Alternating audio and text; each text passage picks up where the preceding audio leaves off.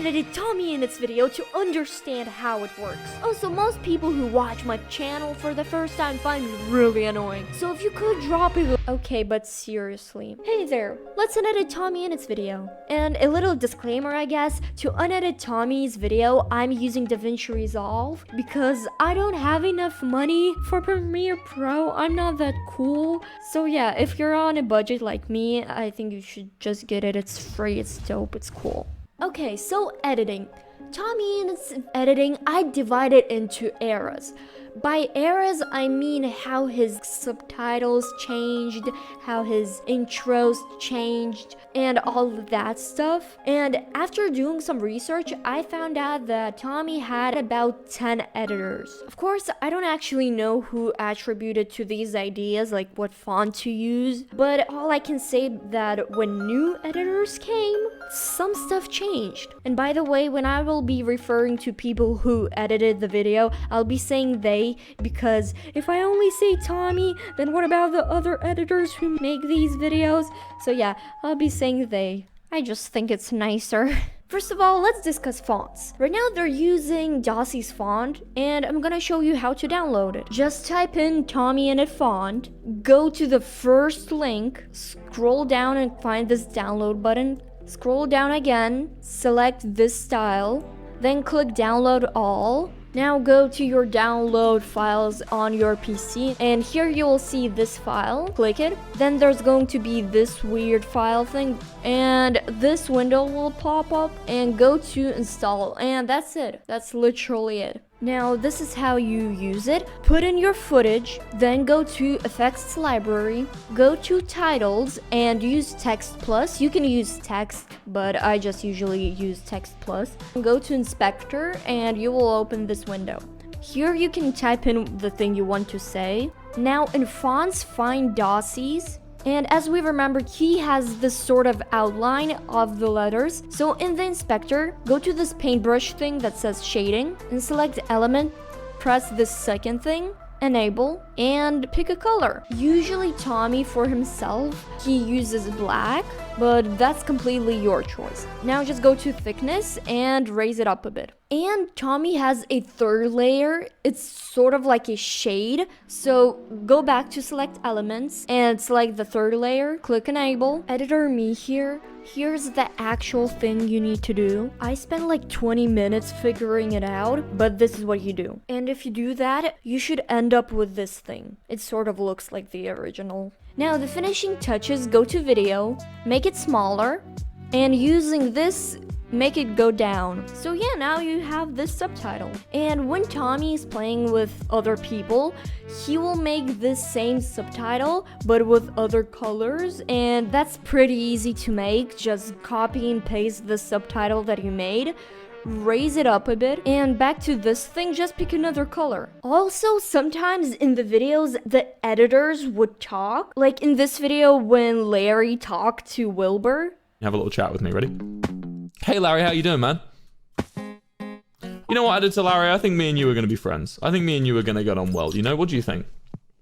To do that, in Fusion, go to text, and in color, you should pick a sort of yellow-orangish color. I think it's something like that. You can do any other color, but this is what's happening in Tommy's video. Another thing they do is color the words themselves to make an accent on them, like an emotional accent. And if you want to do that, you can use any color, but my advice to you would be to build up to this color, because I think it catches the audience attention more before you drop the main word that you want the audience to pay attention the most. And this exact build-up thing they use in their intros, and here's how you do this. In your effects library, go to generators and select solid color. Put it on your timeline, and again in your inspector, select the color. And the color, it's not really like fully white, it's this color. And my advice why you should use exactly that shade of white, because if you just select a normal white, it's gonna look like this. It just kind of stands out, you know? And we went over this already, but yeah, in your titles, select text plus, So you can remake this whole thing, but I'd advise you to make a power bin. You can open it up and view, and in here you select power bins. And this thing, it's pretty cool because you can use it anywhere in any of your projects. So not to waste time, just put it into this power bin and it's gonna work beautifully. And in his intros, his letters, like, they pop out. So we're gonna do the same thing, and it's just using keyframes. So put this red thing, like, at the end. In your inspector, in the video section, by zoom, click this little diamond thing. Then, on your timeline, go again into the beginning. And again, in your zoom, just make it smaller. And then when we watch it, it will just pop up. You know why it's working so slowly? Because I'm filming and editing this whole thing on a laptop, so that explains why I don't post that often. So please just drop a like or a follow. Maybe the computer will be nice to me next time and work faster,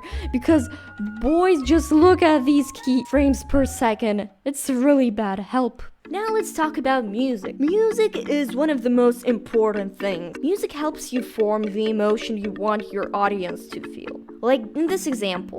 1, 2, 3. Stop any time, pal. You stop any time. You stop any time. No, please. I insist you stop. It's gonna hurt eventually. It's gonna start ripping down there. Minecraft is a dentist.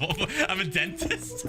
Filter Minecraft recommends Colgate. I picked this example because it shows when Phil and Wilbur are talking, the music is like, you know, chill and like cool. But when Tommy and Charlie are talking, the music is playful and it's like, haha, jazz hands. So now let's break down Tommy's music. On his channel, he has 2 playlists. He has Tommyinnit's official music and the best music ever. I'm gonna use Tommyinnit's official music because it only has 22 songs and I'm just lazy to go through all the 80 on the best music ever. And for the Tommyinnit's official music, I made a spreadsheet of the music and what emotion it revokes, like personally in me. So yeah, music really helps you form the emotion of the video. And if you watched any of my videos, you might have noticed that I used Tommy's music. Why? Well, it's because I don't know a lot of music, but I'm fixing that. Right now I'm making playlists and naming them the emotion they revoke in me, and I recommend you do that too. Like, if you want to find new music, I advise you to go to other YouTubers and go and see their playlists. I'm pretty sure you will find something neat there.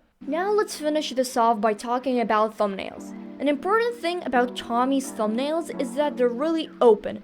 By that I mean they're not really overwhelming. There's not a lot of stuff happening in them. Personally, I make my thumbnails in Procreate on my iPad, but if you don't have money for Procreate, it like costs $6 or something, you can use EB's Paint. So making thumbnails is pretty easy. Just remember not to use the default one that YouTube recommends to you, and don't make them too overwhelming. Like, don't put too much stuff into them, and don't use a lot of words. If you have like 3 or 2 words, it looks good, but if you have more, it's getting overwhelming. So yeah, there's a lot of other stuff I can tell you about Tommy's videos, but I'm just too lazy to be honest. And if you're new to YouTube, don't worry if your editing's bad. Your editing will get better over time. And you know, one of the reasons why I made this video, it's because editing is like art. It is art. Sometimes you should copy people to learn, but remember not to publish this copied thing you made and like say it's completely yours, because that's just wrong.